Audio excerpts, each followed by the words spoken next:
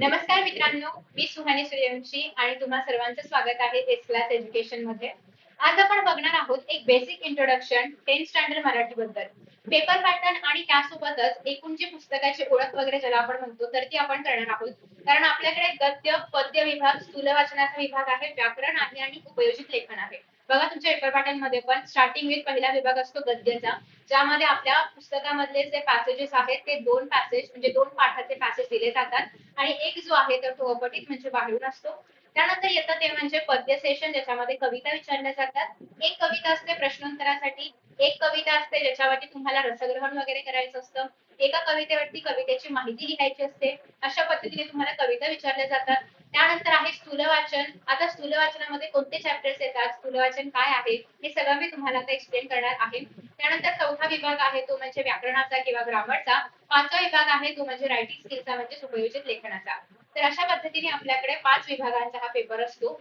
तर त्यातल्या त्यात प्रत्येक विभागामध्ये काय काय विचारलं जाऊ शकतं हे तर मी तुम्हाला पेपर पॅटर्न मध्ये सांगणार आहे, जो की नेक्स्ट व्हिडिओ असेल. पण आता आपण बघणार आहोत एक साधारणतः पुस्तकाची तोंड ओळख करून घेऊयात आपण की किती चॅप्टर्स आहेत, किती पद्य आहे, किती गद्य आहे, कसं स्थूल वाचन आहे वगैरे, जेणेकरून जेव्हा तुम्ही अभ्यास कराल तेव्हा तुमच्या समोर एक क्लिअर कट आयडिया असेल. तर बघा, 4 विभाग आहेत आपल्याकडे. तुमची जी सेमिस्टर एक्झाम असते, फर्स्ट सेमिस्टर एक्झाम दिवाळीच्या आसपास, त्याच्यामध्ये फर्स्ट आणि सेकंड विभाग तुम्हाला एक्झाम मध्ये येतो आणि बोर्डाच्या परीक्षेमध्ये 4 विभाग येतात. सो आता बघा बघा प्रत्येक विभागामध्ये तुम्हाला एक स्थूल वाचन बघायला मिळते, काही गद्य आणि काही पद्य बघायला मिळतात. सो हे तिन्ही पण प्रत्येक विभागामध्ये असणार आहे. प्रत्येक विभागामध्ये एकच स्थूल वाचन असल्यामुळे एकूण 4 स्थूल वाचन तुमच्याकडे आहेत. स्थूल वाचन एक्झाम मध्ये 6 मार्कांसाठी येतं. 3 मार्कांसाठी प्रत्येक प्रश्न, असे तुमच्याकडे 3 प्रश्न असतात, त्यातले कोणतेही 2 कंपल्सरी आहे, एक ऑप्शनला आहे. म्हणजे 3 आणि 3 6 मार्कांचं तुम्हाला स्थूल वाचन विचारलं जातं. त्याच्यामध्ये पण जितकं माझं अनालिसिस आहे त्याच्यानुसार, जर तुम्ही बालसाहित्यिका गिरिजा केर त्यासोबतच विरांगना मधले विरांगणाच्या अंडर 2 भाग येतात किंवा 2 विरांगना येतात, 2 चॅप्टर्स येतात त्याच्या अंडर, तर ते आणि व्युत्पत्ती कोश किंवा मनक्या पेरंडागा.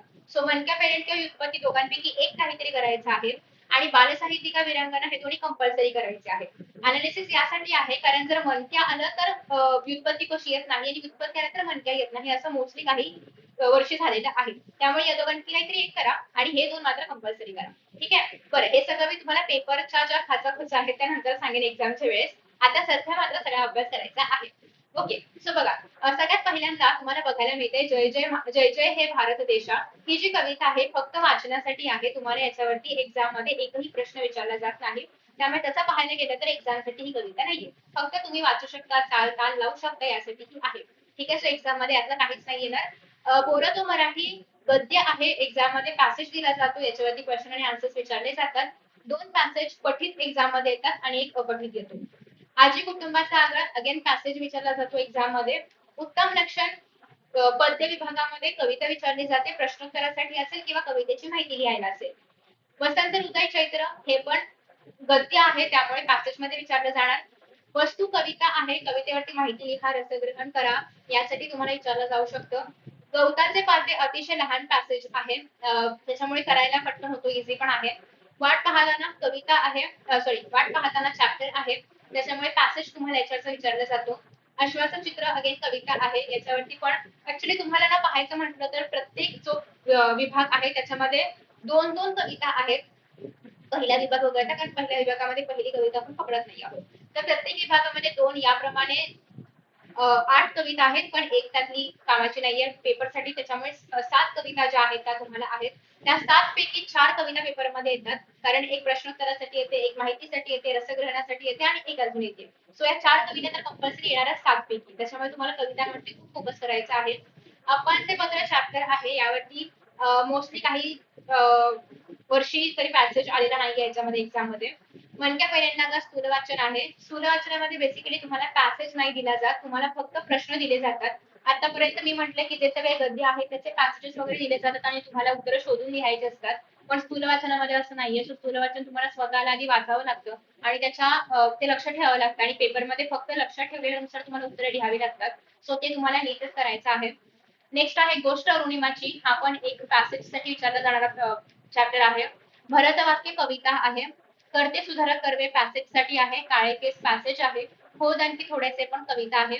विरांगणामध्ये 2 विरांगणा आहेत आणि दोन्ही विरांगणावरती क्वेश्चन्स विचारले जातात. अर्थात कोणताही एकच प्रश्न येतो, पण कधी पहिल्या विरांगणेवरती येतो, स्वाती महाडिक आहे त्याचं नाव, कधी दुसऱ्या विरांगणेवरती येतो. तशा पद्धतीने 2 याच्यामध्ये सेक्शन्स केलेले आहेत एकाच चॅप्टरचे. त्याच्यामुळे तुम्हाला हे दोन्ही पण करणं इम्पॉर्टंट आहे. आकाशी झेप वगैरे कविता आहे. सोनाली जो पार्ट आहे तर हा लेसन आहे, तो तुम्हाला पॅसेजमध्ये येऊ शकतो. निर्णय पण पॅसेजमध्ये. तू झालाच मूक समाजाचा नायक कविता अतिशय उत्तम कविता आहे, नक्की वाचा. आणि सर्व विश्वची व्हावे सुखी हे पण आहे पॅसेजमध्ये विचारलं जातं. व्युत्पत्ती कोश जो आहे तर तो तुम्हाला स्थूल वाचनामध्ये येतो. सो याच्यावरती मोस्टली तुम्हाला एकतर वेव डायग्राम येते किंवा व्युत्पत्ती कोशाचं कार्य वगैरे अशा प्रकारचे नेहमीचे ठरलेले प्रश्न आहेत. आता स्थूल वाचनामध्ये जे क्वेश्चन्स आहेत ते कुठून करायचे. पहिली गोष्ट स्थूल वाचन नीट वाचायचंय, कारण एक्झाम मध्ये पॅसेज येत नाही, उत्तर बघून लिहिण्याचा ऑप्शनच नाहीये. तुम्हाला त्याचं सारं लक्षात ठेवायचं आणि उत्तर लिहायची आहेत. त्याच्यामुळे नीट वाचायचं आहे पहिला पॉईंट. दुसरा पॉईंट असा आहे की स्वाध्यायामध्ये जेवढे प्रश्न आहेत तेवढेच प्रश्न करा, सफिशियंट आहे, एक्स्ट्रा प्रश्न बघू नका. याचं कारण असं आहे की एकतर स्वाध्यायामध्ये प्रश्न दुसरे तसे येतात किंवा स्वाध्यायामध्ये प्रश्नांची उत्तरं असतील असेच प्रश्न तुम्हाला फिरून विचारले जातात. त्याच्यामुळे फक्त तेवढंच केलं तरी पण सफिशियंट आहे. प्रत्येक चॅप्टर जे पण आहेत स्थूल वाचनाचे प्रत्येकाची तुम्हाला समरी माहिती असली पाहिजे, कारण कधी कुठला प्रश्न कसा फिरून विचारला जाईल हे कळत नाही. त्याच्यामुळे समरी माहितीच असली पाहिजे. बाकी तर काय सगळ्या पाठाचे तुम्हाला उतारे येत असल्यामुळे जास्त काही फरक पडणार नाहीये. पाठामध्ये तुम्हाला आकृत्यावरचे क्वेश्चन्स येतात, रिकाम्या जागा भरात टाईपचे क्वेश्चन्स येतात, कारणे लिहायचे क्वेश्चन्स येतात किंवा तुम्हाला हा येस आकृतीबद्दल आपण बोललो, कारणे लिहा बोललो, ठीक आहे. आणि नेक्स्ट तुम्हाला विचारलं जातं ते म्हणजे स्वमताचे प्रश्न. मोस्टली ना दरवर्षी हाच मुद्दा असतो की स्वमत लिहायचं कसं, किती मार्कांचं लिहायचं, किती ओळींचं लिहायचं. तर माझं असं मत आहे की मी एक स्वमताचा वेगळा व्हिडिओ बनवावा, त्याच्यामध्ये किती मोठं किती ओळींचं किंवा कसं लिहायचं याबद्दल मी तुम्हाला डिटेलमध्ये सगळं काही सांगेन.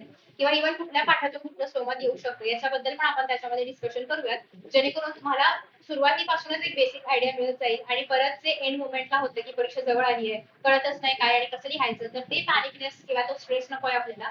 सो आपण सुरुवातीपासून खूप छान अभ्यास करणार आहोत. सो आता मला सांगा, मी नेक्स्ट व्हिडिओ कशावरती अपलोड करू. सिमिलरली तुम्हाला इतर विषय जे आहेत इतिहास, भूगोल, राज्यशास्त्र, हिंदी, इंग्लिश या किंवा सायन्स, मॅथ्स सगळेच विषय आपल्या चॅनलवरती अवेलेबल आहेत.